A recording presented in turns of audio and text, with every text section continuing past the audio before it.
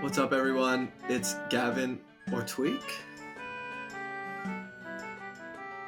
Bro, it froze. Bro, it froze for me. I didn't know if that was like a thing. No, you're good. All You right. go. All right. You What's go. good? It's Yeah, pink or we white. go. So Yeah. I didn't. My bad. Like, What up? It's Charles and Termy. Terms. What's going on, everyone? You got Matt or Haz, of course. Bring it up here. We got a couple things to talk about. I think this week. Can we talk about it? Let's start with Mainstage. Because Mainstage was a fucking amazing event as always. Shout out to Yes. BTS. They're easily one of my favorite companies to work for in the Smash sphere. They're fucking awesome. The whole team, production, everybody's super sick. So shout out to them. Much love for getting me and Chuck out there for commentary, and also Gavin, obviously, having a great tournament run. And just hosting this was an amazing bracket. Like, it was insane. And I think one of the things I was looking at for this bracket was like bracket luck, like the theme of bracket luck in terms of like Light had negative bracket luck and you had a a little bit of bracket luck. Initially projected not good bracket. Yeah. Yeah, so Yeah. we can start with that. So me and Light hung out a lot. We played a lot of Smash. We obviously talk about our bracket, how we're feeling. Like, feels like that's pretty much a regular thing that happens every tournament between us. Yeah, his bracket was the worst I've ever seen for him. It's funny because even if he would win the hard matchups, you'd get a harder matchup, or something. Like, he played 2 Game & Watches. He played against like all the terrible Fox stuff, Ice Climbers, like all of that. And I had a lot of scary stuff projected for me, like for Diddy. For like, I had T's Pac-Man projected and Olimar projected. Wasn't quite as terrible as Lights ended up being, but my bracket ended up being like so good on paper that it was like kind of funny. Like I didn't like, as a Diddy player, it's been a while since Diddy was like the go-to every single time I sat down to play. Like, usually it's a little weirder than that. But I guess I could go through my run. My first match was against Lucina, sword character versus Diddy. Like, I've been doing that for so long. Like, I know what the game plan is there.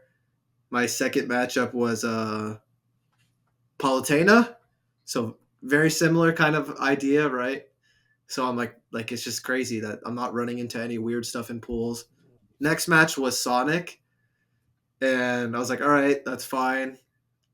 But they did throw a curveball at me after I won game 1. They went Little Mac FD. And I was like, oh, snap. Like, they know something. But then, like, but that was also just like, what? Wasn't like the fully worst. serious, because I was also like, oh, you just picked FD versus Diddy Kong. It's like a bad version of Kazuya on FD. Yeah, so you just throw him off stage a couple times. But that was like the only curveball I got the entire tournament, honestly. And then that was to get into best of 5. So best of 5 was the round before top 64 if you're in winners. And I was projected to play against 34's Olimar, which is someone I've played against online and stuff like that. I have a lot of Olimar experience, but Olimar is pretty tough for Diddy. I think it's really tough, to be honest. But 34 ended up losing to an Olimar player, or to a Meta Knight player, sorry. And I ended up playing the Meta Knight player instead. I'm forgetting their tag. I think it might have been something like Joseph or something related to that. I think they're from that area, like California or something like that. Yeah, I vaguely remember like seeing them or watching them play in the past. And that went really well. I think Diddy Meta Knight is extremely bad, probably just as bad as it was in the previous game. I think it's just terrible. I can't see a way for Meta Knight to like it. You're outranged. If Meta Knight chooses to play really grounded, you can't win. And if you're playing aerial, you're just like kind of camping and like in the same spot, like just air camping, and you're not getting a lot done. And since you don't have much air mobility, like Diddy Kong can commit to like swinging at you in the air, and it's not a big deal. I think if Meta Knight had more air mobility, maybe that would give Diddy something to worry about. But I think the matchup is pretty terrible. I won that 3-0, and that put me into like the main bracket, like top 64. And then my first match was enhanced PV, which was projected to be Yanni. So here's another where I'm just like, first it was Olimar I got to avoid, then I got to avoid Steve, which is like, let's go. And Cloud Diddy is just another like normal matchup. I think Cloud does a lot better than someone like Meta Knight or something, right? Or like Lucina. But like I don't have to like rewire my brain to like prepare for that one is a good way to word it. And that went well. So I was kind of just cruising through, like I didn't have to like super adjust anything, just kind of playing these normal matchups. Any matchup where it feels like Diddy is the one dominating neutral is really great. Like, I get to use Banana quite a bit. Like Cloud's the first character in those matchups where it feels like whether I pull Banana or not gets a little weird. And that's just a good sign. And then my next match was Chag, correct? Yeah, it was definitely Chag. And this was to get into top 16, so if I won, it was going to be my last match of the day. And this is just Palutena again. I had already fought Palutena earlier. And the interesting thing about this one is I'm pretty sure when it comes to the head-to-head, Chag won the previous time we played. I think Chag actually beat me a couple times at like a summit. I was using a mix of Diddy Kong. I was using some Sephiroth. But Chag played really well against me at Summit. And I think Chag had moments where he was playing really well against me here. He beat me game one. I felt like I really couldn't get moving.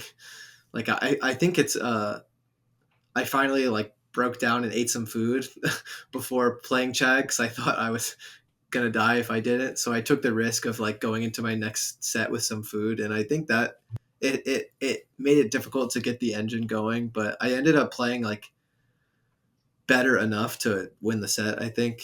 But that was 3-1. So I think that was my first like game drop and all of that. So I was in top 16 winners, done for the day until Sunday, like just smooth sailing, like not a single problem matchup. And then Light's like in my ear saying like, why are you getting all of this bracket luck, blah, blah, blah, like talking about his bracket, like especially after he had to play Big D, which was like he lost 3-0 and he lost 3-0 the time before.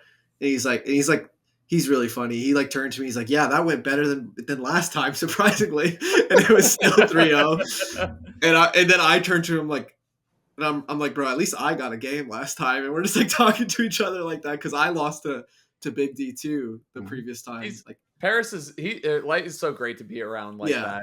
Like he's just, even when he gets his ass beat, he has a good mentality about it. Like which we're both like super nervous, but we're both like super confident, super competitive at the same time. So we're kind of just like, it's like an interesting dynamic there. But yeah, I was like, don't worry. Like if I play Big D, I'll try to send them your way so you can get the run back. Because obviously, if I get a chance to get the run back, I would like to get it. But at the same time, I was also kind of like I was like, I'd rather just not even mess with Big D. Like I'm not even trying to fight that. But yeah, Sunday, my first match was. Oh wait, no. So getting into top 16, my first match was Ouch. I was about to say Spargo. And Summit qualifier too, this one. Yeah. So what's interesting about this one is, I think something about Ouch that's really interesting is he plays a character that is pretty cookie cutter, but a lot of people view Ouch as like there's something really special and different about him, which is true, right? Like when we watch him play, or like when I played against him, like he has a different outlook on Wolf. So a lot of people were really like warning me, like, oh, like this isn't going to be like how you usually play it, like if you play with Jackal a lot, because they play really different. And like a lot of people, like whether Ouch knows this or not, I think a lot of these top players, the way they talk about Ouch, are really scared of him. Oh yeah. Which is like, I'm not saying they shouldn't be, but like it was so interesting for me to listen to, right? Because it's like I'm not even coming up to them and asking for advice, and they're like scared for me. And I find that interesting because as a player, I feel like I usually have a pretty good prediction on how a set's going to play out that I'm involved in.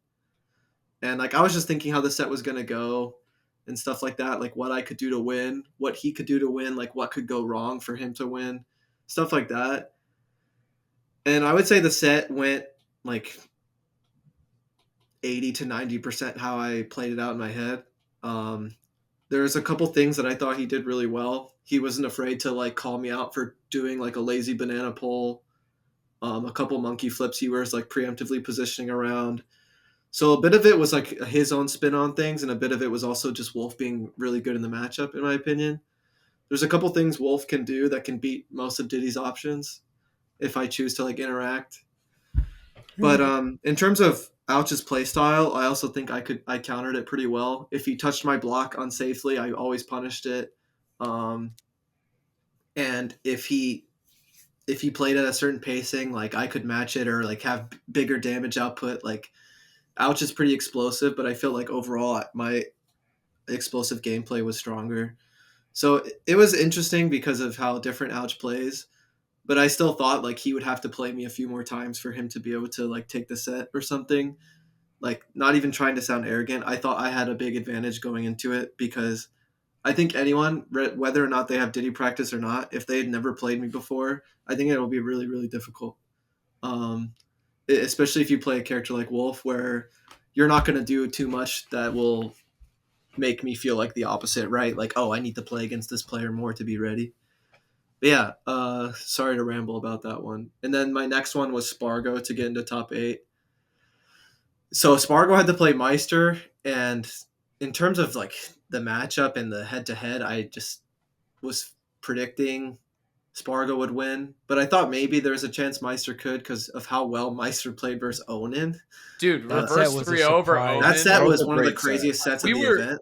We were hanging out at the event, and game 1 happened, and it was like pretty dominant Onin. And I would go to you. I'm like, I'm going back to my room for this one, like whatever. And I Yeah. get back to my room and I turn on the set, and it was 2-1. And I was like, Meister took that third game. I was like, oh shit, like we have a set right here. It was great. He genuinely Surprise looked banger. like he studied up and he played it fantastic. So I was Dude, like, the up Bs on the minecart were so like I feel like that's Exactly. like the biggest thing that changed was like seeing the way that he was dealing with the high minecarts. just saying no every Mhm. time. Yeah, like the do low not. minecarts he had answers to before, but it felt like the high ones, like he wasn't doing like double jump up B. You know what I'm saying? Like to make them waste the iron and make them do it again. Like it was Yeah. so good. I was like, ooh, There were I moments, like key this. moments, where Onin just didn't have enough material, Mm-hmm. and Meister like turned up the jets, right? Like Yeah. you got to see like how his advantage state is versus other like normal characters. Yeah. So I was like, it's possible, but like if I'm a betting man, like I'm going to be mentally preparing to fight Spargo, and that's what ended up happening. I think it was a strange set. Whenever I play Spargo, because we've played quite a bit now, and we ended up playing even more later. I feel like we're both extremely patient, and we're really trying to find like small cracks in each other's armor, and eventually someone gets enough momentum to like have the slight advantage to win the set. And I feel like that's happened like every single time. There's been a lot of like, especially like our first encounters at an event, like it's like there's like I feel like we've had a lot of game 5s and stuff like that, or at least a few game 5s where it's just like there's just a slightly larger crack in someone's armor. And I thought I played that one a little like pretty well. Like my disadvantage was just creative enough to be able to survive long enough to take that 1-3-0 and like just make the most of like some of the key moments. And that was to get into winners finals. So I'm just thinking in my head like every matchup was just like a relatively normal character getting to winners finals. And then it was ApolloKage versus Big D for winners finals. And I was like, all right, this is my punishment for making it so far. Like, oh, you thought you avoided all of the weird characters? Like, no, you're actually fighting it in winners finals, which is like not what I expected, right? Like, as great of players as ApolloKage and Big D are, I just didn't expect to be running into them with like no one left in the bracket. You know what I mean? Even that final result, like ApolloKage losing to Big D, was Exactly. pretty insane too. How does that even happen? The fact that I like on paper, I was thinking if I was a betting person and I wanted to win, like the fact that I wanted to fight Snake was a really scary thought for me. Yeah. So it's like I think I have a better shot at beating Snake with Diddy than Big D's Ice Climbers with when Diddy. you beat Spargo, there was this like weird moment where I was like, does ApolloKage win this tournament? Like, Yeah, like 'cause that I know makes that sense, you know. you have some like issues with Snake, and I was like, this is a different Snake, and I don't know how if you've really played much before. Have you? Just once in tournament, and it was like Riptide or Low Tide. I think it might have been Riptide. So like Okay, so A quite while some time before ago. ago. ApolloKage really Right. like I would say it was like he had an evolution after that tournament. Yeah. I'm not gonna say when, but it wasn't at Riptide, and it was still close. I remember it was like 3-1 or something, but there was like really close like last stock situations. So it was off stream as well, so there's not much else to say. But yeah, Big D, like, because I don't know Ice Climber Snake, but I've played Smash long enough to be like, this sounds hard. And then everyone else in the venue or talking to me, like, is saying, like, yeah, like, I would be preparing for ApolloKage. And that's what I was doing. And then, like, I watched the set and I was like, uh-oh.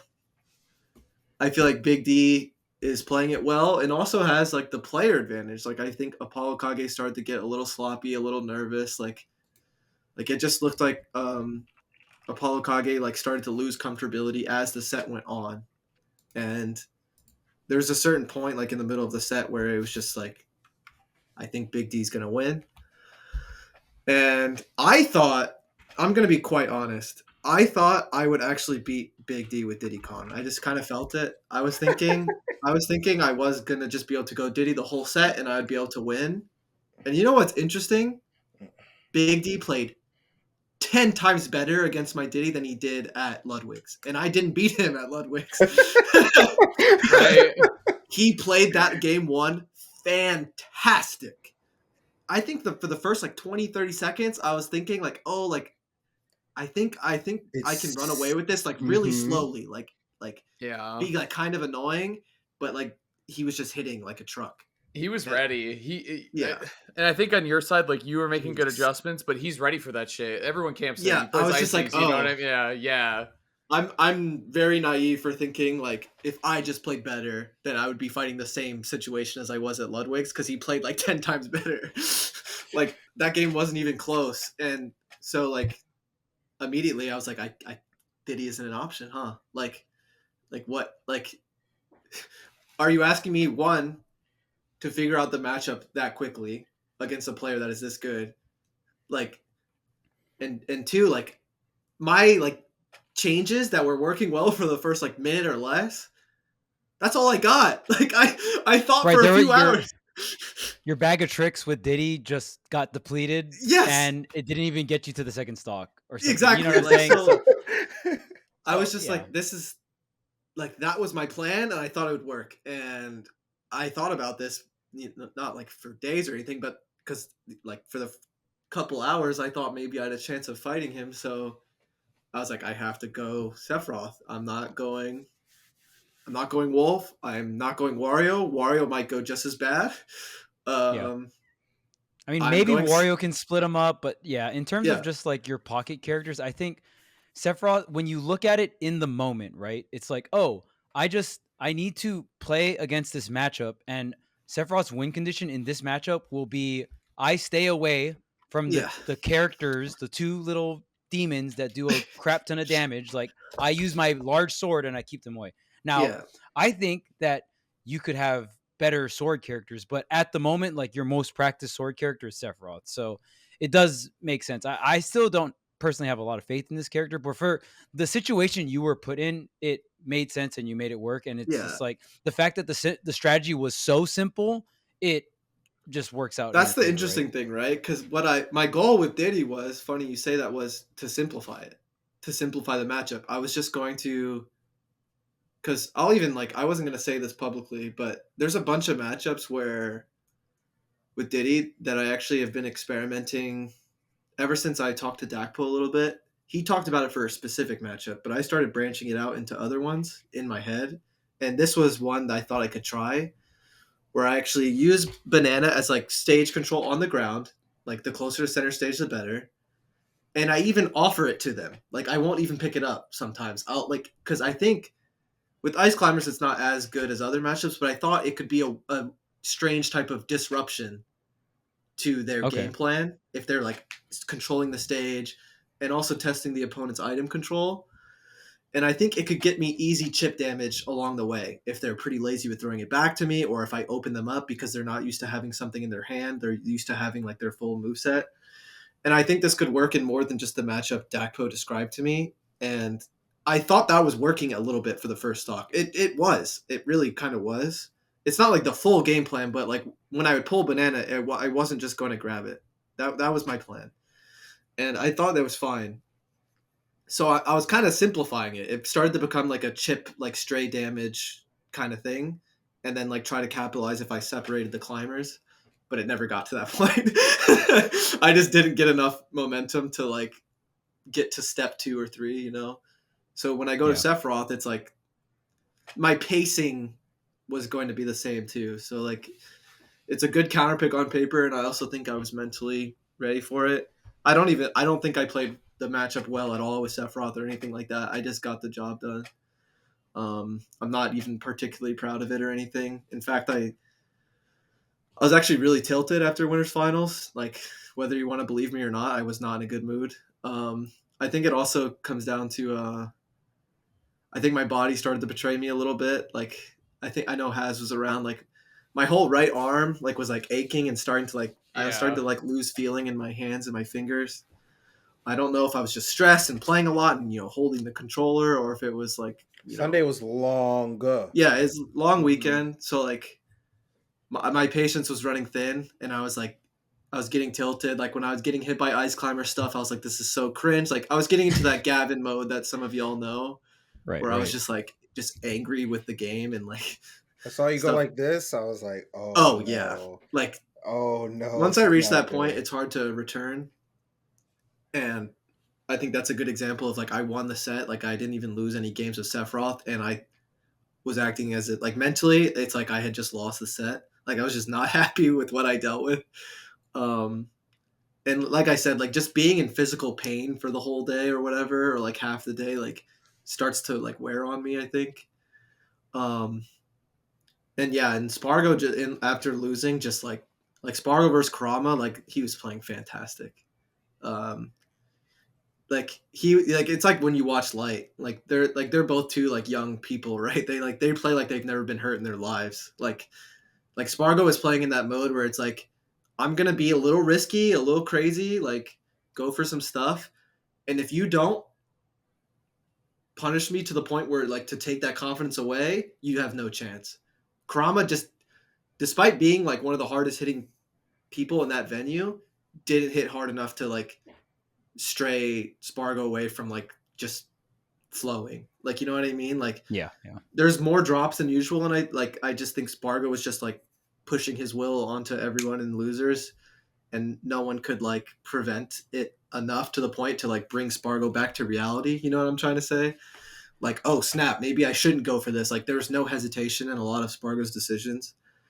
And I think that goes all the way into grand finals against me. Like I was just getting blown up, right? Like Spargo was just like playing a bunch of sets, like, and like there's no way we were stopping that kid, right? Like you have to really do something about it. And I did, right? Like I brought the games back. Like the games were like I was starting to bring situations into my favor.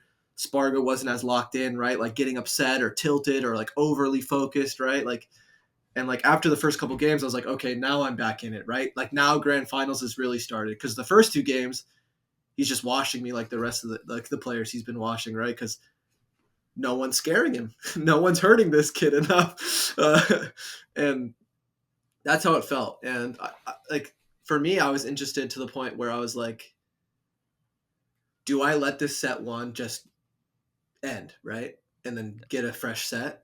Because am I going to waste enough energy to like try to push this crazy moment to a reverse 3-0, right? Is that worth it? Because I have to like your stamina. I have to question myself as a human being, like physically and mentally. And I'm too much of a tryhard, right? It doesn't matter if I'm down 2-0 or if I'm up 3 stocks to 1. I'm playing every situation to win. So like I played it out, like played a lot better, and like it ended up being game 5. And just like the rest of the set ended up just being like lots of nail biters. And I think towards the end of it, Spargo just, like I said, I had more chips in my armor by the end of it. And I think Spargo ran away with it. But a lot of it was definitely really back to back. But there's a couple moments where he just had enough momentum to just finish it off. like after the set, I think there's a couple things I would have changed. I think one thing about being in these Smash tournament environments or just like competing in general is like everything starts to speed up. It gets tense. You start to speed up. You start to make decisions really fast. And I regret a few key things. Like when I play out the set in my head again, especially looking back to like how well it went in winter semis, right? There's a couple things I would have changed. But to talk about how I felt in general at the tournament, like I think a lot of us were just happy to be there with everything that was going on, and I think that helped me a lot with my warm up and practice. I played a lot with Cosmos and Light as always, and I wasn't as tilted as usual when things didn't go wrong. Like I wasn't just like screw Aegis, screw Fox. You know what I mean? Like not only was I happy to be there, but so much like crazy stuff has been happening with Smash that like I'm not even worried about that. Like I'm just happy to be at this tournament. Like and just like more so focused on like this might be my last tournament for a while. Like I'm not gonna waste time on like getting tilted at the silly stuff. Right, hang out with friends, have And a good time in bracket. Yeah, exactly. And as tough as the loss was in grand finals, like to be quite honest, like that, like I felt as worse as any loss. Like as some of like the really tough losses, like like Evo or something like that felt just as bad. Like one game away or one stock away. Like I've been in those situations so many times. Like they always feel terrible. But I feel like I can bounce back, especially because like in the bigger picture, it's like the Smash community has a lot of work to do in general with moving forward, and I just have to be grateful that I have a job to do still, like that I had a job to do at Mainstage as a competitor, and for me, I just have to hope I can get another chance, right? I can't just, because we're all like having a rough time, so like I think that helped me a lot with like. Because it's not like I'm happy with the loss or anything, but it's more so like I can get home and just get back to work, do the podcast with y'all, or like get back to practicing and just focus on the next steps. Because with the Smash community, I feel like a lot of it is a big question mark right now. Yeah. And I think we just have to focus on that rather than complaining about Fox or something that I would usually do, whatever it may be. Amen, brother. Amen. But yeah, I think Spargo played incredible, and it reminds me of just a couple weeks ago what I was doing in losers bracket, right? Like just locking in and just like it just looked like someone that is just very difficult to stop. So good stuff to Spargo for sure. It was a great grands, and I tweeted this too, and I wish you had won, but dude, that was some good fucking Smash Ultimate. Like it really was. As the person that was in it, you telling that lost, like there's a couple things I wish I did or didn't do. Of course. But I can't like just straight up tell you you're wrong. Yeah. You know what I mean? Like I could see why it was exciting and all that, so I'm not disappointed with that side of things, but damn it! If this was if it was just a normal session at my house, there's so many things I could have like without all the pressure and intensity. There's so many things I would have done differently. Yeah. Especially because, like I said, with me versus Spargo, usually like there's key like weird moments where like the neutral starts to speed up, and it's because one of us finds an advantage. And Spargo's fast. He is fucking fast. But we're not fast at the start. Right. Yes. In grand finals, it's different because we already had a set. But in winter semis, it was not fast. I remember. And I think a lot of that is on me for letting it get to like that chaotic point. But one of the things Cloud has an advantage in that matchup is when Cloud gets a clean hit on Diddy, Diddy is not going anywhere. Cloud doesn't care about monkey flip. Cloud doesn't care about a double jump. Cloud doesn't care about a button reversal. Cloud is going to hit you, and he's going to hit you 15 times. And when you're on the ledge, it's no different. It's like Fox, right? Like when I get hit, I'm getting hit forever. So like, and if you're playing even faster and I'm not really disciplined at disadvantage, it's just the things I have to do to keep up are a lot. Like, so like there's a lot to work on, but when you add that tournament pressure, like I could tell even in the moment, like, God damn it, I'm doing it again. Yeah. Like I'm playing too fast or like, it's not even about maybe. Y'all know what I'm getting at. Well, okay, so I was watching it as a spectator from my house. So like some people, y'all were there like at the event, but I think it's a lot different when you're just like, there's no hype with it or anything. Yeah, if I was watching myself, it would probably like if I was outside my own perspective, it'd be so easy to tell what's going on. You know, I'll be watching you forever. So I remember you were up game 4, the second set, and I just gradually saw the pacing increasing. Yes. And I was like, That's the exact moment I'm talking about. yep. I was like, When Gavin's going to it's in lose. general, but that's the most important one. The scramble situations are happening a little too often. I wasn't controlling neutral enough. When he and like Spargo, this is something that I've actually learned from watching him so much this weekend. When he hits your shield, it bro, it's it's not like he's hitting your shield and then like, oh, I'm spacing. It's like he's hitting your shield with the intention to hit you again. Like every time he would hit your shield, I was like, Kevin, do not jump backward, do not roll backward, do not dash away. Because I knew he was like, he started realizing he was like, okay, if I hit a shield, like if I like up the pace, he's gonna choose like a scramble option. And he's like, he's gonna try to reset neutral and he would like hit your shield and like go for it. And I was like, oh no, it's happening. Like the scrambles are coming out and Gavin hates scrambles and it's getting and the conversion started being like 1 or 2 hits, started getting a little slow. I was like, Cloud, not only is Spargo really good at that, but that's also something that Cloud is really good at, right? Like if he like Cloud's normally only gonna hit you like 2 times as a combo, but like the position he gets off of it is insane. So I was just like, dude, if you just slow this down a little bit, like. Even in the moment, like I could see, like, damn, like the kill would have came to me a little bit better if I like didn't do X or Y or like wasn't so quick to swing first. But like, what's interesting about like losing a game that you're winning for a majority of the time is sometimes you start to forget what losing feels like in that game, and you start to just kind of like start letting stuff rip. Because I was in advantage for so long. And then it reaches a point where it's like, oh snap, like he's survived long enough and now it's like even, or now he's in a winning position. And it's like, damn, I could have like, you know, milked this lead a little bit better. And I think we're like a lot of players like fall into that. Like it's actually something I teach a lot in Metafy lessons is like being willing to like not match players or the game's like pacing, right? And you know, it's harder and harder the different sets you're in, the more intensity and the pressure it is. But obviously, it got me far enough to like grand finals, to like, you know, to be willing to have that perspective of the game and have the confidence to not necessarily like do one pacing or two. But yeah, there's just a couple key things, like I said, that, and I think it gave Spargo a chance to like just win. I'm curious what you guys think about this, because I was sitting with Light watching, and he turned to me at one point and he goes, "You know who Spargo plays like?" I was like who? And he said, Mars, actually. He's like, the way that he kind of plays on the back foot a lot, but when he sees an opportunity, like when he can go for a deep edge guard or when he needs to be able to pull the trigger and like steal stocks early, it's obviously different too, because it's Zero Suit and Cloud, like very different. But when Light said that at first, I was like, I don't know. I don't think I see it. But the more I watched, I was like, dude, he might be onto something, actually. Like, this is definitely kind of shades. I can see what he means. I don't agree, but I can see what he means with like the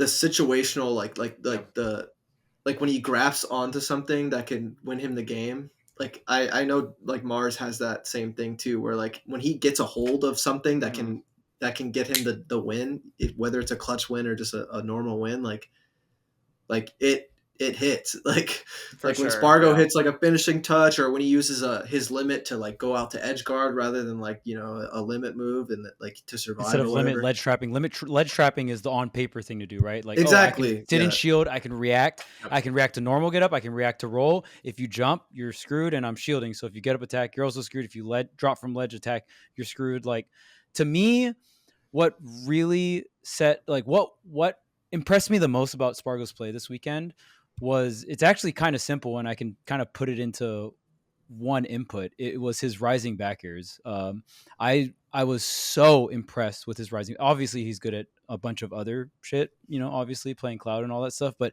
his rising back airs, and the thing that stuck with me was when you were explaining, Gavin, like, oh, hey, like Spargo was doing some risky Cloud shit, and people wouldn't make him like hurt for it. You know what I mean? Like no one was discouraging Spargo to the point where it's like, oh, like Spargo was down airing the platform. Spargo was rising backers. These are all things that are, I wouldn't say taboo in the world of Cloud play, but they're like risky. Like the reason why Cloud is so good is because you do falling back air, and you know what I mean. Like a lot of your setup is just Right. from the short hop alone and the threat afterwards, right? Then you set up falling back air, shield pressure, and obviously Spargo was doing that, but Spargo was doing just a lot of like rising forwarders or like full hop fair come down or like a lot of double jump or rising back airs in advantage state. Like he did not give a fuck. Like it was crazy. Like the amount of risk that goes into rising back air in itself is, I mean, I won't say it's like crazy. And like in the matchups he was doing it, and it was very calculated, but like it was very impressive that he was able to play that aggro with Cloud and find that much success. And he was like running people over. So to me, that's what really stood out about his play the entire weekend. I was like, man, Spargo is so confident with his advantage state specifically. And I was like, man, this is crazy because you lose juggle situations by doing rising aerials. That is like a standard thing unless you're broken, like you have a broken rising up air like Fox or Korn. These are characters that can do rising aerials and still not give up the juggle, right? Like they frame trap you instead. It's why they're very strong.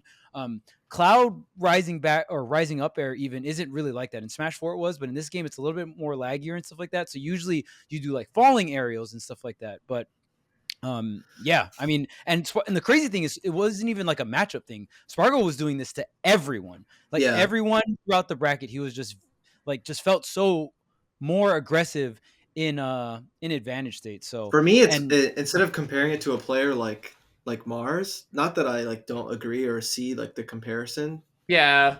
For me, it's like, I guess maybe sometimes it's about connecting it to your own experiences through your play. But for me, it's like, it just reminds me of like collecting information and then eventually like smelling blood, or maybe even just straight up smelling blood at the start of the match.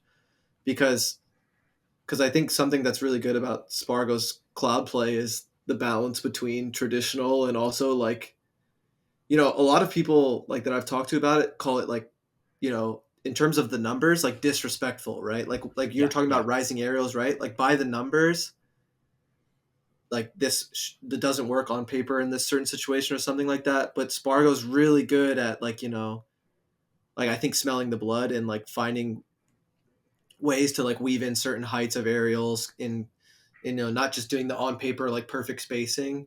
And I think that's what really separates, like when I play Cloud, when I'm like practicing or considering using him once in a while, I always notice that's the difference. There are certain heights where I'm not doing anything that's like not by the numbers, right? Like I'm not doing a back air at weird heights. I'm always falling with it or something like that. And I think Spargo's really good at whether it's like finding the momentum and the pacing and like analyzing where the conditioning is, but really mixing that up. And, whether it's like speeding up his gameplay too, like I said, like finding cracks in the armor, like smelling blood in the water, whatever you want to call it. And I think in tournament, that's like a beautiful thing, right?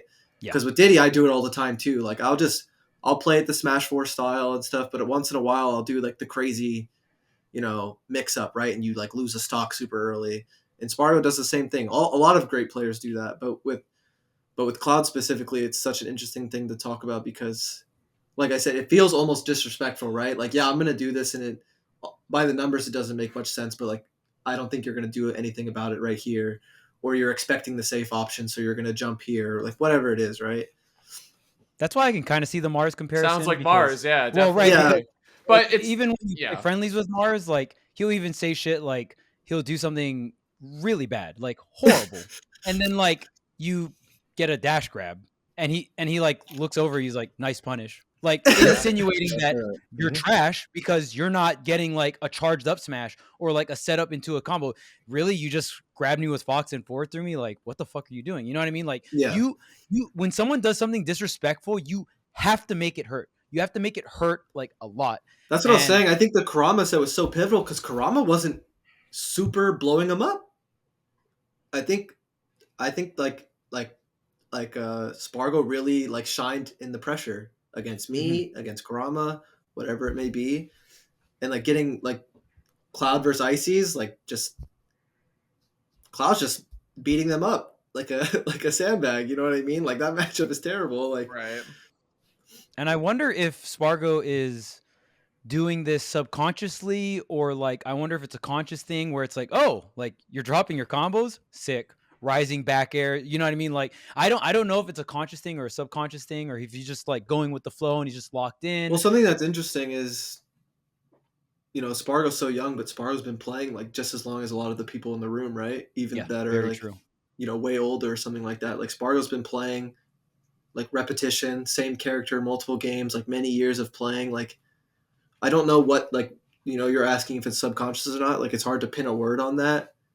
But as a player, like it makes sense why you get a grasp on that, because I get a grasp on that, like from playing so long, and it's a incredible skill.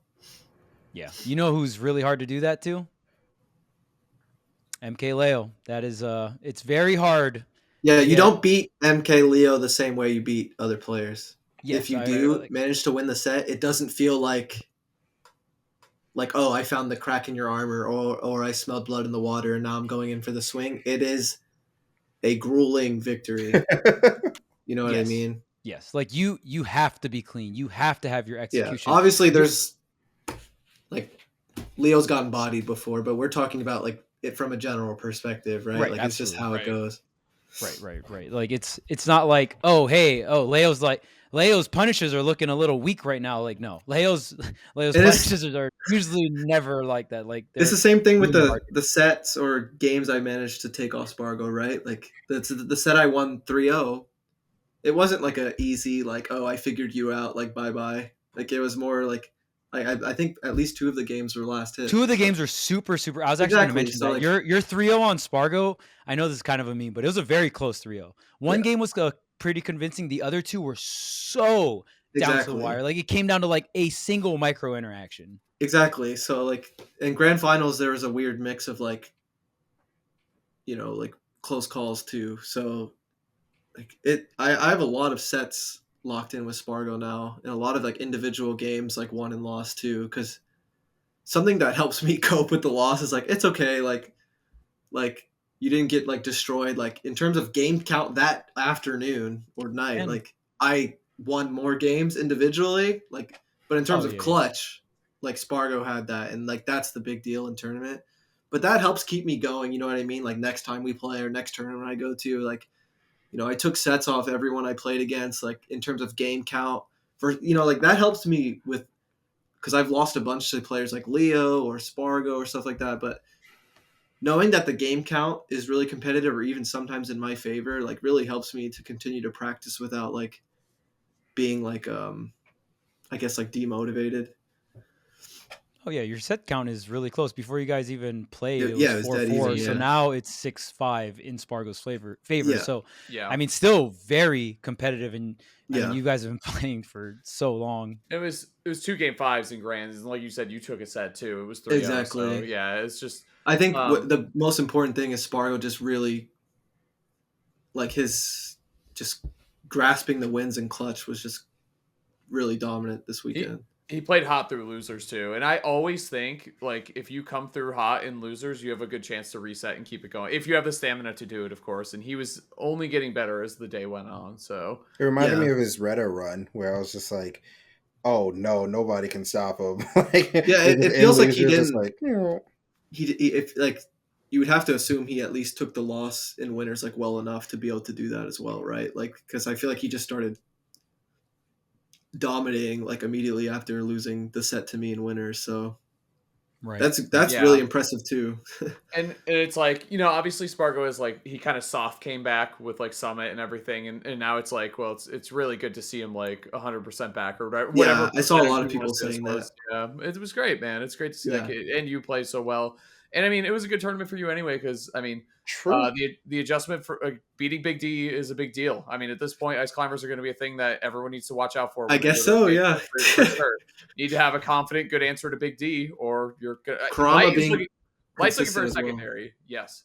Kurama and Big D being consistent, because I know those were the 2 like shining performances at Ludwig Invitational. You know what I mean? So I think it's cool that we're seeing them kind of consistently get into these top 8s. And ApolloKage, not a flash in the pan. And after the DreamHack win. Yeah, Kronos got a win on T, upset T. Yeah, Kronos' resume is getting better. There's a lot of like it's strange consistency, right? Because they're not characters or faces we're used to seeing, but the last like month they're just clocking into work and winning. Yep. And I guess that's something for me to be proud of too. Like my last couple tournaments, like first and second, like the losses have been close. So like I, you know, gotta You like only continue lost to to one player. yeah. I gotta continue to have faith in Diddy, because I haven't played Smash since I got back. Obviously, I've been doing a lot of thinking and stuff. And a lot of Pokemon. And when I don't expose me, bro, but when I do think about playing, something that's hard for me when it comes back to practicing after a tournament, like especially if there was like losses or hard losses, is I don't want to play the character I lost with.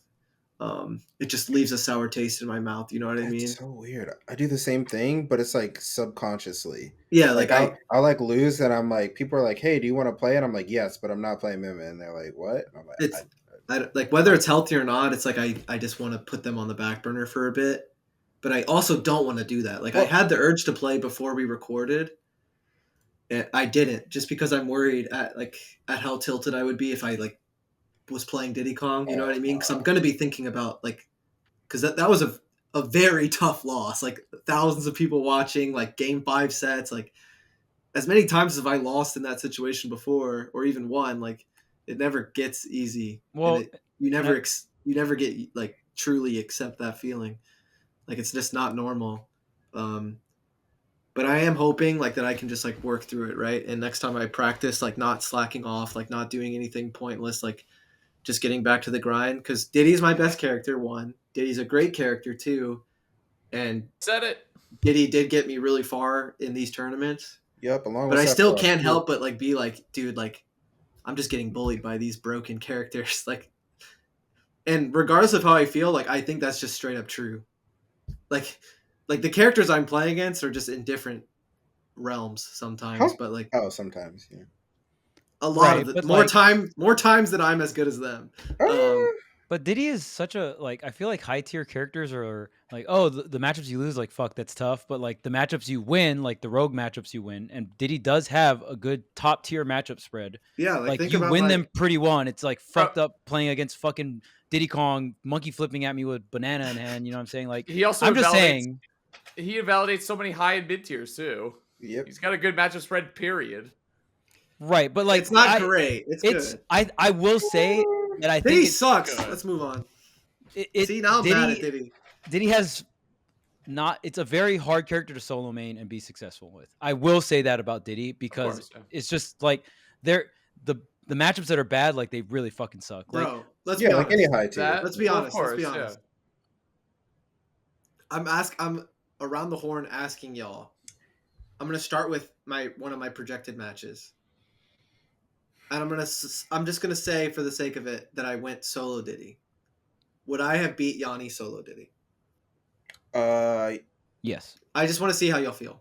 yes. I bet if I'm side betting, no. Yeah, like, you have to side bet. You I can't. have to Okay. side bet. This specific event, Yes. Yes. yes. Okay. I Mostly How side were bet. because you? Which I day was that? know Was it that- Saturday? That was Saturday. It would have been Saturday. Yes. How are you playing on Saturday? I don't know. Oh Were my you feeling gosh, confident? It, I don't it's know. Good. Well, I don't want to just sit here and say yes. It's boring shit. We're on a podcast. It's also Talk Okay, about it. partially but because I'm just Johnny. no. I'm being honest because we're talking about Diddy Kong, blah blah blah, and like, if I won that, what I'm getting at is my next match was T. No. Would I have beat T No. with solo Diddy Kong? No. Bro, so I didn't even get second at Mainstage, bro. Yeah, you did. No, I didn't.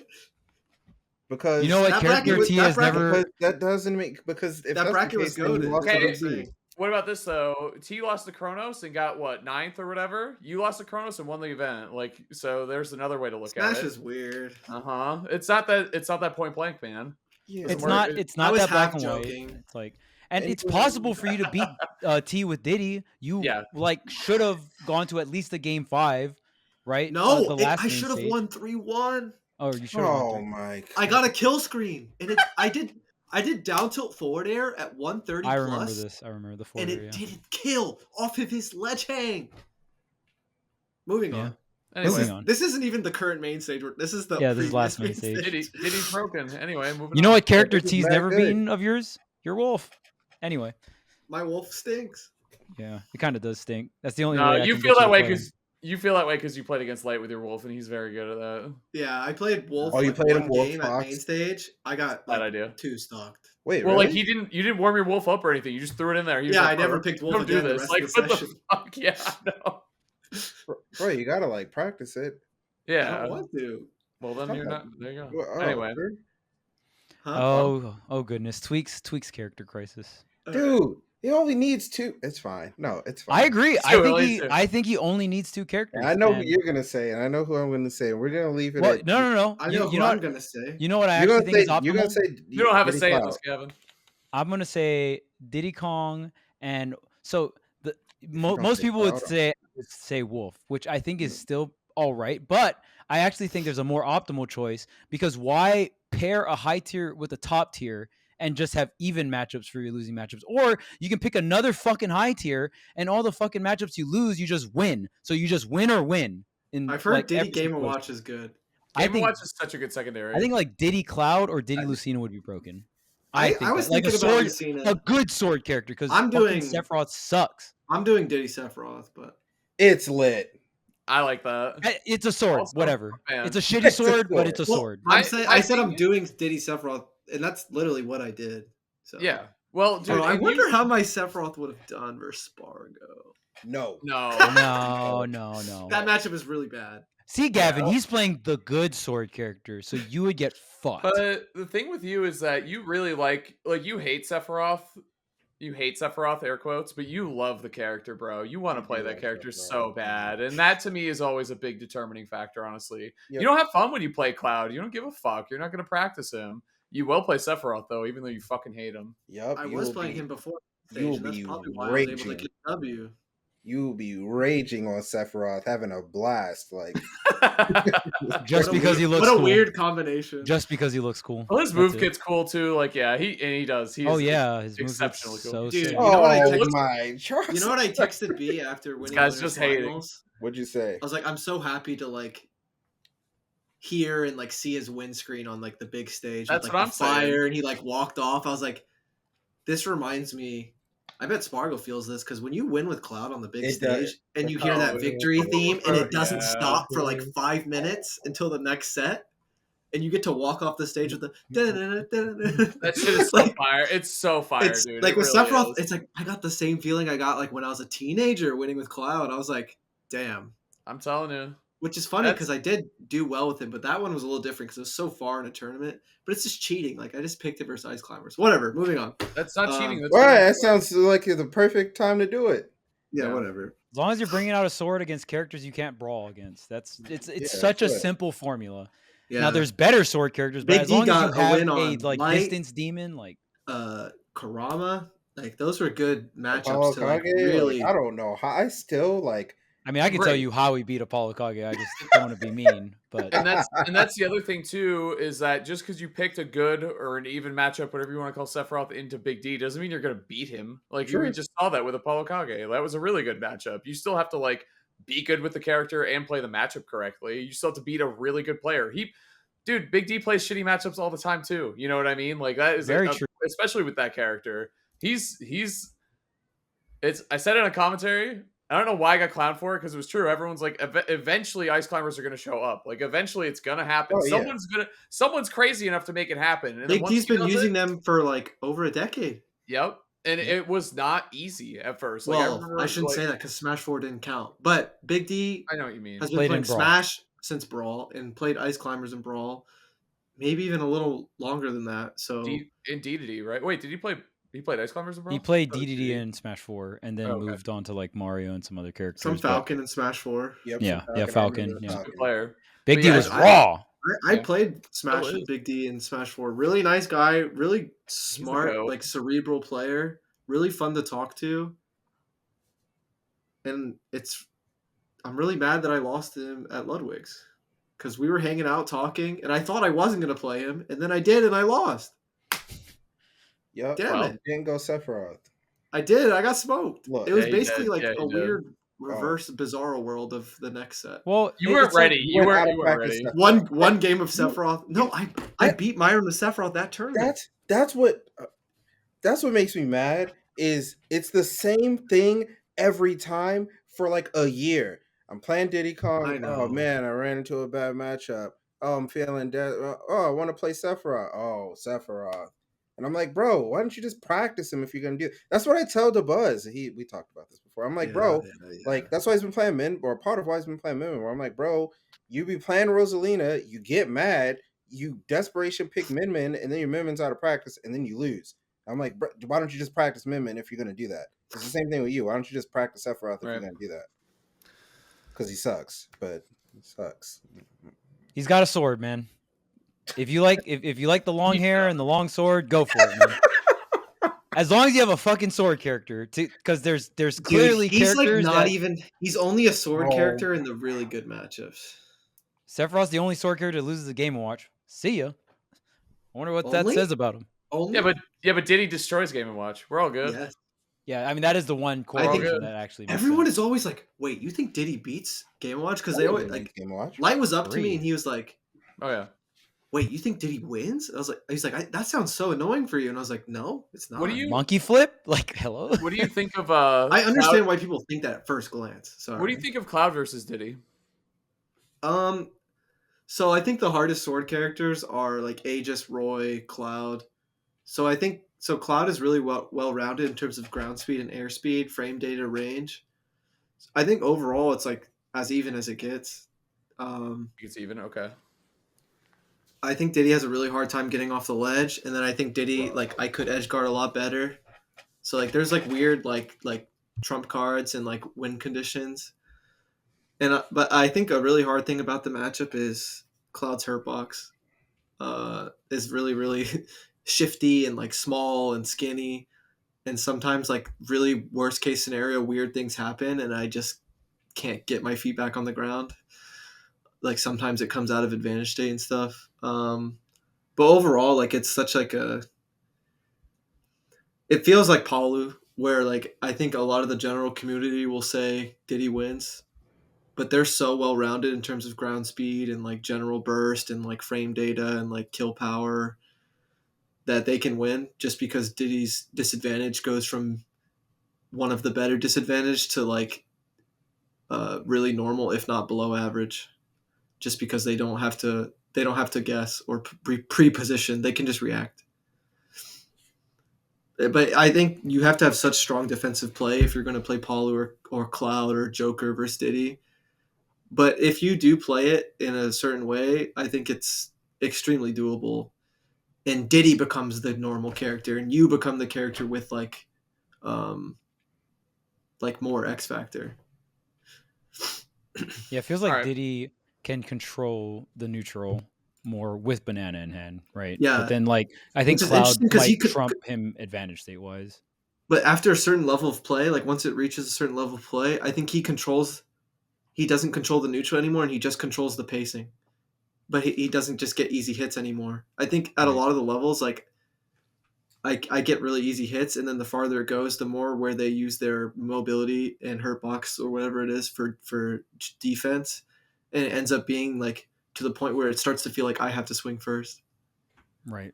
But these are just like kind of vague thoughts. I've never really talked about those matchups before, like out loud. But they're definitely doable. Like there's way worse, you know what I mean? Like, but like Joker, Cloud, Palu, Wolf, those are all matchups where I think those characters will always have a little bit more potential than Diddy, but they'll always be doable for Diddy. Right. For sure.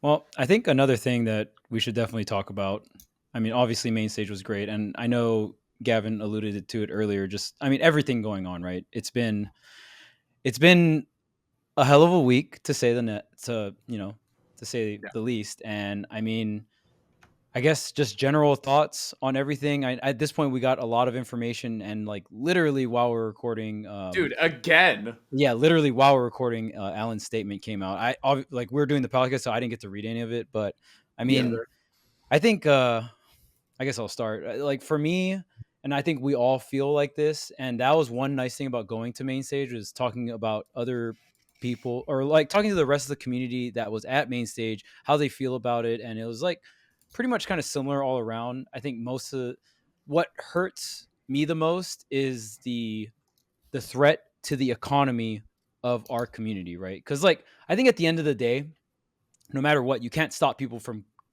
gathering at a place and playing Smash and seeing who's the best in the building, right? Like when you think about Smash tournaments, that's what we're doing. We're all gathering in a spot, we're all playing, and we're saying who's the best motherfucker in this building right now. Like who's gonna win this tournament, right? But so that will never stop. But you can stop the economy of that community to the point where, because like people like do this for a job, for a living, right? So we have our own economy where it's sustainable and we're able to do that. And because of that, to get to that point, it's very competitive. It is very competitive to be a commentator or a content creator or a player in this environment, or a TO, right? Because doing this shit full time is dope. Like it's super sick and it's a lot of people's dreams, right? And to be able to succeed in something that competitive, you have to give up a lot of what you have in your current life. So I know for all of us, we've given up a shit ton, if not everything, to get to where we're at. Like even to put it in perspective, me and Void just lived in Hawaii, and we had to like save up a ton of money to even travel to Apex 2015. And we had to make a bunch of sacrifices to move from Hawaii to California. That costs a lot of money, right? Even just, I mean, even getting to the point where that's a realistic move, right? Because we don't know how it's going to happen. So, I mean, I remember when I moved, I was like, I'll give it a year or two, but I was like older. Like Void was just out of high school. So it kind of made sense for him to go for the Hail Mary. But I'm like in my mid 20s, I was like 26. I'm like, oh man, like I was in the army at the time. I was also doing construction, and I kind of had to like save up a bunch of money and be like, well, I'm going to move to SoCal, see what happens in a year or two. But if shit doesn't look like it's going well, like I got to go back to Hawaii and do my construction job and make money. And even for me to get to the point now, it's like, even when I was in SoCal, I was working a full-time job, then going to tournaments right after I was done doing my job, my welding job during Ultimate and all this other stuff. So I'm literally like, think about work, wake up at 6, go to work, get done with work at like 4, go to a tournament, get back home at like 2 a.m., 1 a.m., sleep, and rinse and repeat like every single day, because there's a tournament almost every day in SoCal, right? So it's like pushing everyone in the community, push themselves to that point where they're sacrificing so much, whether it's like where you lived, or maybe your relationship, or just the amount of time you have, other hobbies you're doing. Like so much people put in a insane amount of time to get the community where it's at today, right? And I think that's the most painful thing, is kind of thinking like, wow, is everything that we worked towards going to be gone? Like, is everything we worked towards going to essentially mean nothing, right? In the long scheme of things, because if the economy of the Smash community is down, it's very hard to pivot into other shit, right? So it's like, oh dang, like, man, everyone's hard work. Not even just thinking about yourself. Obviously, you're going to think about yourself, but everyone hard work, and where is everyone's well-being? So I think all of us kind of like share that feeling, right? Yeah, and on that one too, I mean, talk about the players who qualify. I mean, the thing with me is it happens so fucking fast. We marched in through Thanksgiving. Like, we have 2 huge circuit finales coming up in December. We have Mainstage too. People were like, Mainstage might be the tournament to skip. The fucking Summit qualifier might be the tournament to skip in that month because of how stacked it was with those 2 tournaments. And within a 2-3 day span, it was all gone and it was all fucked. And it just happened so fucking fast, man. And really feel for everyone involved, the production teams that are no longer getting a paycheck for that and aren't working that month, basically the players who work so hard, Jackal obviously traveling all over the place trying to get those last second points, Ferps, Lima, Chag, like so many players work so hard to get points for these tournaments and qualified and paid for that. You know what I mean? Like, I'm sure they got some money back for doing well in tournaments, but it's a lot of time and effort and all this other shit. And it just, at the end of the day, it just fucking sucks to see all this happen. And like Charles said a lot, it's just all question marks, which we felt pretty comfortable for the last couple of years in what we are in running tournaments and we and made feeling it through COVID. and feeling Yeah, stable, we did. right? Yeah. Well, and this is what I'll say to Marcus. we always will make it through whatever the fuck it is. The Smash True. community, we've faced so much shit, and we have been in similar spots before, and it's gonna suck for a while. Like that's my opinion. I think it's gonna suck for a while. It just is. But like Marcus said, if we can make it through COVID, if we can make it through a bunch of shit, we can make it through this for sure. And I think for me, the nicest thing was I'm so grateful I was at Mainstage last weekend, because if I was doomer scrolling and just reading all this shit and just being down in the dumps with everyone else, which don't get me wrong, that's a totally fine, perfectly fine reaction to have, but which I would have been doing if I wasn't at Mainstage. But being around the community at this time when everyone was kind of uniting together and everyone was kind of happy to be together as a community, unfortunately bonded together by uncertainty and all this other stuff and some negative feelings, but it was just great to be around everyone. Honestly, like it felt really a lot better than being at home and doom scrolling. I was very thankful that I was around people in the community and my friends in the community and people who work in the community at this time, because it just reminded me that shit can still go on. You know, like we've had our backs against the walls before, come back, but I don't know what that means. And I think the uncertainty makes a lot of people feel unhappy. And I mean, obviously I'm right there with you, but I mean, I have tournaments I'm planning to go to next year, and I think they're going to be fine. And if they are, great. And if they're not, we'll fucking figure it out, man. And that's all you can do, you know? And it sucks. It sucks that we have this cloud of uncertainty above our heads, because it's been so stable for so long at this point. And I think that's like the huge thing for me is like, the uncertainty is like the biggest thing, right? Because when you want to make a career out of something, the thing that you care about the most career wise is stability, right? Like you want to have a stable income, whether it's through like a team you're on, or like maybe you win a bunch of tournaments, or through content or whatever. But the fear of knowing like you could put in, it's kind of like any like entertainment type thing. Like if you like, let's say you streamed on Twitch and then one day Twitch just disappeared, right? Or like YouTube, like it's something like that. You know what I mean? Like that is what's kind of heartbreaking, is that people could put in like years and years of their life and just gone. And you're just like, bro, what just happened? Like I worked hard. I've been working and I gave up so much, like Charles was saying, like for not me specifically, but just in general. Like I've been working so hard for over 10 years, and then out of nowhere something just happens and that 10 years of work is just gone. Like, and that's the part that's like bothering me the most. Like I know that we've done this before and like we always make it through, but like the fact that we have to continuously make it through is the part that bothers me, where it's like, oh yeah, we made it through when it took like Evo, and oh, what about Big House and like all these things. It's like, dude, like that's a scary thing to think about when you think about your future. Like you can't like plan to be, oh, we're chilling, oh, we're gonna start our career in Smash and like really work through it, and it's like, oh, well, if I start my career in Smash, I might need to have a backup plan, because things seem to keep happening that makes me feel like I need a backup plan. You should have a backup plan anyway, but yeah, that should have a backup plan. That college degree looking a little nice. True, you should have like 8 backup plans. Hey, Street Fighter 6, hey, Tekken 8, hey, Project L, looking pretty nice. But well, I mean, I say that as a joke, because obviously nothing can fucking replace Smash, or else we all would have changed our minds and our lives about 10, 5, 15 years ago. But it's different. Go ahead. For me, like Smash is like a silly little game, right? But I can't help but like a little party game.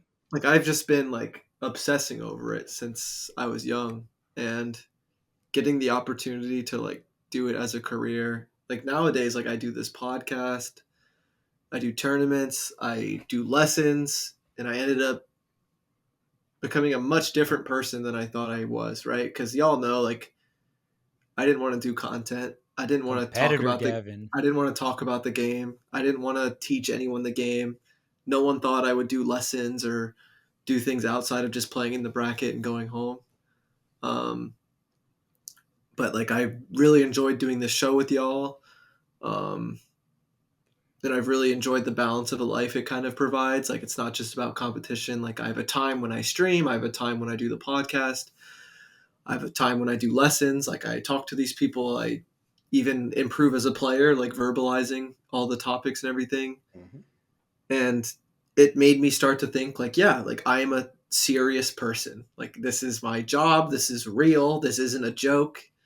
Because that's a hard thing to you kind of think about, like if you're in my situation, I think, because my parents don't, even to this day, they don't really know much or understand like what I do, right? Like I'm not playing basketball or like doing something like, it's not a household thing that's been around for like 100 years. uh like it's a lot weirder than that.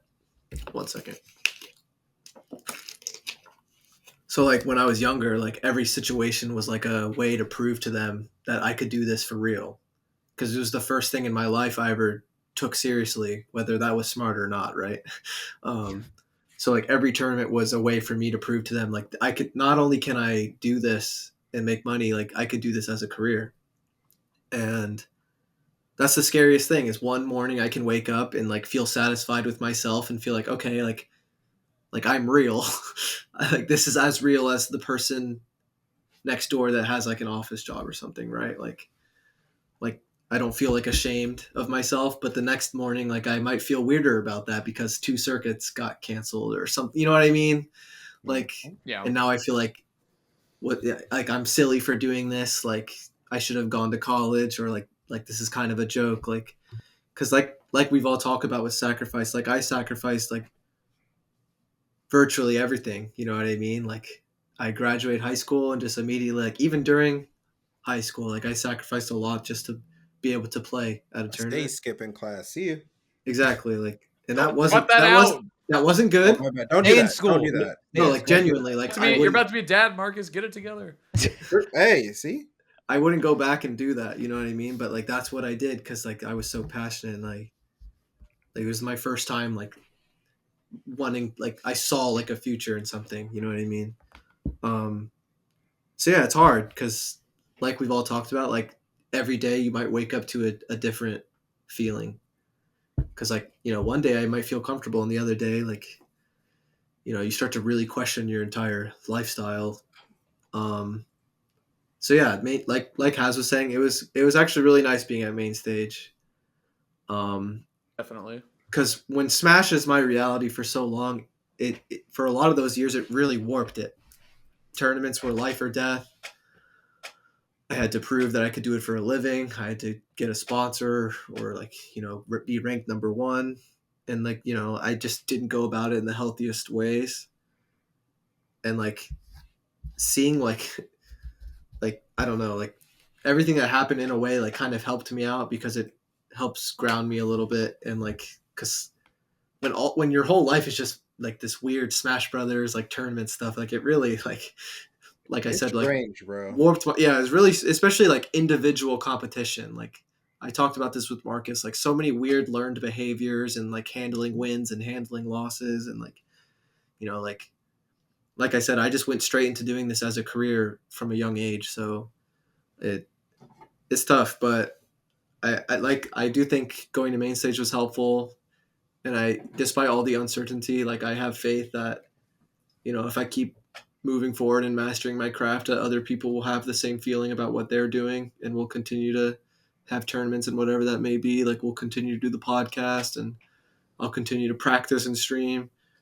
And I guess I just have to have faith, like I've had over the last few years, because this job only exists because other people are also passionate about Smash. Like Right. I wouldn't have this job if I was the only person on the planet like playing or watching or organizing events or something. So yeah, despite all the uncertainty, like I'm just gonna keep doing what I know and what I'm passionate about. And yeah, I kind of rambled a bit. I haven't really said any of this out loud, but hopefully that was It's cohesive. okay. Dude, no, you're good. Yeah, dude, it hit me so the second, because I flew out the night main stage ended. So once Ultimate and Melee ended and I left, it hit me so hard. Like the reality just like set in, because it wasn't like, oh, I'll think about this when main stage is done. I'll look at this more. Like obviously I was keeping up with everything, but I was like, the reality set in so hard when being away from the tournament, being away from the people. I think you touched on something so important too, Gavin. And my favorite thing about Smash is I love the community in the game and my friends and competition and blah, blah, blah. But it's the opportunity to grow yourself as a human and as a person through the community and through the game, right? And learning more about yourself and bettering yourself and doing all that. And it's sad to think that those opportunities will be less in the short-term future for sure. But it doesn't mean that they won't come back or that they can't come back. But like Marcus said, it's tough to see a positive outlook here when it comes to the community's future when it's so much uncertainty, right? Currently, there's so much uncertainty when why would I practice for this tournament if it might just get fucking, why would I go and earn all these tournament points if they're just going to get shut down 2 weeks before, right? Or, Bro, you know, a year of fucking sorry, I don't usually care. Or I've been trying to curse less, but like, dude, a year of I'm about to have a kid, bro. Like, sorry, a year of traveling, bro. Like a year, one full year of your life, like traveling, like practicing your heart out. Like, oh hey, like I'm gonna plan my tournaments. Hey, I can't go to this event because I have to try to qualify through this. Like you're literally planning your life around something for a year, and it's just gone. A Yeah. week before, like I was saying, like I was so invested in these tournaments, like it was life or death, and like there wasn't a thought in my mind that the next tournament wouldn't be a thing, right? Because mhm. it's my life and my reality, and like my goal is to be ranked number one and win all these tournaments. And like if main stage was my last tournament ever, hypothetically, that would crush me because I was thinking like I could have handled all these things so much differently if I knew like where the end was, right? Like, and I'd be so disappointed with myself for like, you know, how I handled losses or how I reacted or what I couldn't have been doing. Like, yeah. And it just really like, I guess in a way it really helped me kind of like take in main stage as an event. Like I said, with the practicing, like I was just playing. Like I wasn't like we were just grateful to be there.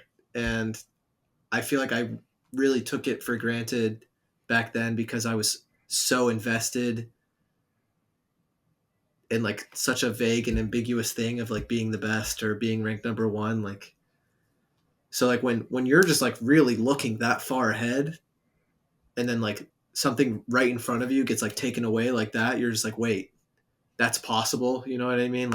Oh shit! Like what Yeah. the fuck? Like what was the point? Well, What was the point of everything I People just leaving did? their job. Like, what the? Yeah, like I it, like know. so in a way, like Well, I you think that's know, why at main stage, it's a very weird like reverse thing. But at main stage, I feel like since everything was so doom and gloom, and even like usually, people, we were expecting this to be one of the busiest months in Smash, right? In terms of like stress levels and stuff. And I know even a lot of the players were like, holy fuck, dude, December's gonna be crazy. Like, fuck, like when is Smash gonna get an off season? Like these are all like things that just generally people say because it's so busy and stuff.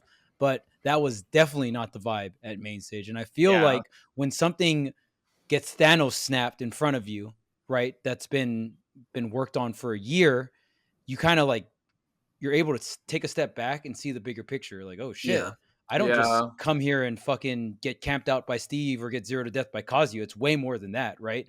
It's like I'm hanging out with my friends. There's like a whole entire ecosystem. There's people that I've known for years, and like, oh, cool. It's like Gavin's coming to the West Coast, so maybe gets to see a bunch of West Coast homies he hasn't seen for years and stuff like that.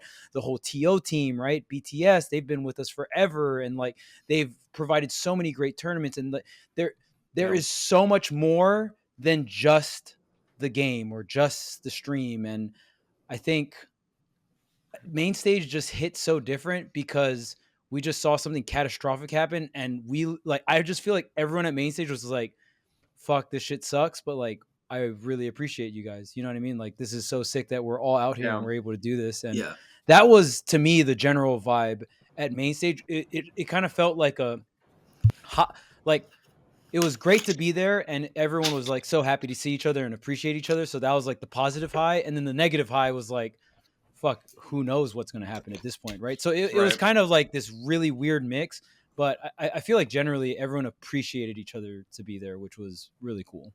yeah. Definitely. Yeah, and Gavin, to your point too, the people that we've talked about, you were like this whole time you were trying to reach this goal of being the best player or trying to prove that it was something worth investing in.